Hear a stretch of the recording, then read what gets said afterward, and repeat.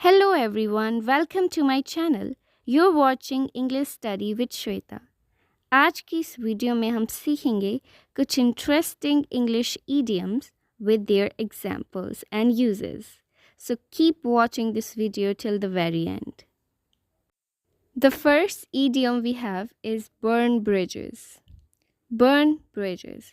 It means to destroy relationship or connections. Okay रिश्तों को बिगाड़ना या ख़त्म कर देना, हमारे कनेक्शंस को डिस्ट्रॉय करना, इसे हम बर्न ब्रिजेस कहते हैं. It's a idiom and it's really helpful. Let's use it in an example.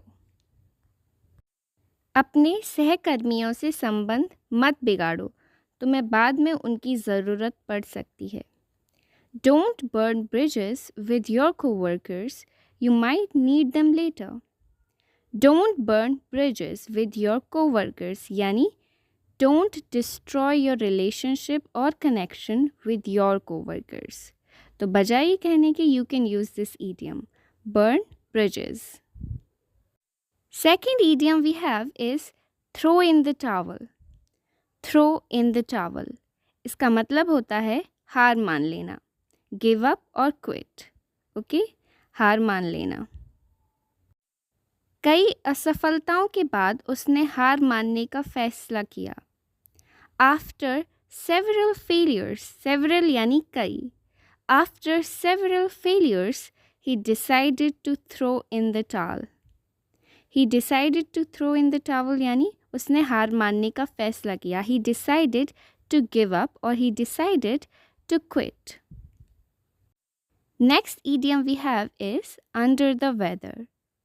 इसे हम बोलते हैं I am feeling under the weather. इसका मतलब होता है बीमार महसूस करना, फीलिंग सिक.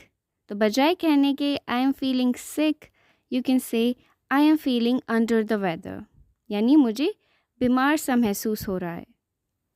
फॉर एग्ज़ाम्पल, मैं आज थोड़ा बीमार महसूस कर रहा हूँ, इसलिए घर पर रहूँगा. इसे हम इंग्लिश में कहेंगे I am feeling a bit under the weather today, so I'll stay home. I'm feeling a bit under the weather. It means I'm feeling a bit sick. Alright? Next we have a blessing in disguise. A blessing in disguise. It means something that seems bad at first but turn out to be good. यानी जो चीज़ हमें पहले तो बेकार लगती है लेकिन बाद में पता चलता है ये हमारे अच्छे के लिए थी. It was a blessing. Okay?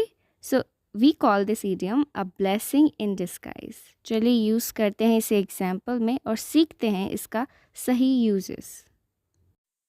उस नौकरी का खोना छुपा हुआ वरदान था, मुझे उससे कहीं बेहतर अवसर मिला. यानी जब पहले मैंने अपनी नौकरी खोई तो मुझे बुरा लग रहा था, लेकिन बाद में पता चला कि ये मेरे लिए वरदान था, क्योंकि नौकरी खोने के बाद मुझे और अच्छी अपॉर्चुनिटीज़ मिली. Losing that job was a blessing in disguise. I found a much better opportunity. A blessing in disguise यानी छुपा हुआ वरदान. Then we have another interesting idiom, burn the midnight oil. burn the midnight oil. इसका मतलब होता है कि रात में देर तक काम करना. ठीक है? work late into the night. उसे समय पर अपना प्रोजेक्ट पूरा करने के लिए दिन रात मेहनत करनी पड़ी, यानी उसे कठिन परिश्रम करना पड़ा. सो बजाय कहने के she did a lot of hard work, we will use this idiom to sound more fluent. She had to burn the midnight oil to finish her project on time. She had to burn the midnight oil. So this is how we will use this idiom into sentence. Next we have cry over spilt milk. Cry over spilt milk. It means worry about something that cannot be changed. अगर कोई काम बिगड़ चुका है तो वो बिगड़ चुका है, अब उसके ऊपर रोने से या बुरा मानने से कुछ नहीं होगा. तो ऐसी चीज़ों के बारे में चिंता करना जो अब चेंज ही नहीं हो सकती, उसको हम बोलते हैं क्राई ओवर स्पिल्ड मिल्क. बीती बातों पर रोने से कुछ नहीं होगा, चलो आगे बढ़कर समाधान ढूंढते हैं. ठीक है, अब इस बात को रहने देते हैं और आगे कोई सोल्यूशन ढूंढते हैं. There is no use of crying over spilled milk. Let's move on and find a solution. Alright, अब जो हो चुका है सो हो चुका है. There is no use of crying over spilled milk.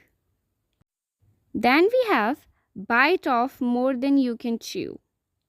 Bite off more than you can chew यानी अपनी क्षमता से ज़्यादा काम ले लेना.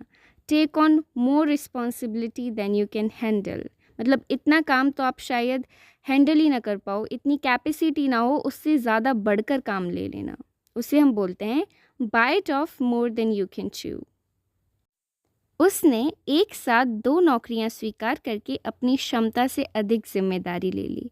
यानी उसकी कैपेसिटी नहीं है इतनी सारी रिस्पॉन्सिबिलिटी हैंडल करने की, फिर भी उसने ये सब किया. He bit off more than he could chew by accepting 2 jobs at once.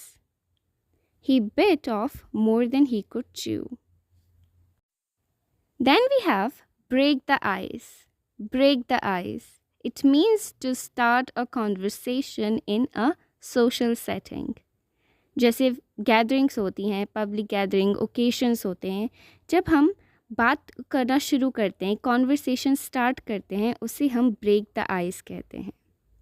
इसे यूज़ करते हैं एग्जाम्पल में. बातचीत शुरू करने के लिए उसने मीटिंग में एक मज़ेदार चुटकुला सुनाया. To break the ice he told a funny joke at the meeting. तो बजाय ये कहने के to start the conversation, you can say to break the ice. Alright, to break the ice, he told a funny joke at the meeting. Spill the beans. Spill the beans. It means to reveal a secret. यानी एक गोपनीय बात को उजागर कर देना, एक secret को रिवील कर देना, उसे हम इंग्लिश में spill the beans कहते हैं. उसने बर्थडे बॉय को सरप्राइज पार्टी बताकर राज खोल दिया. He spilled the beans about the surprise party to the birthday boy. यानी जिसका जन्मदिन था, जिसका बर्थडे था, उसी को सरप्राइज पार्टी के बारे में बताकर एक सीक्रेट रिवील कर दिया. He spilled the bean. Alright? Well, this was it for today's video. I hope you got to learn something new. I'll be back with a new one. Till then, keep learning.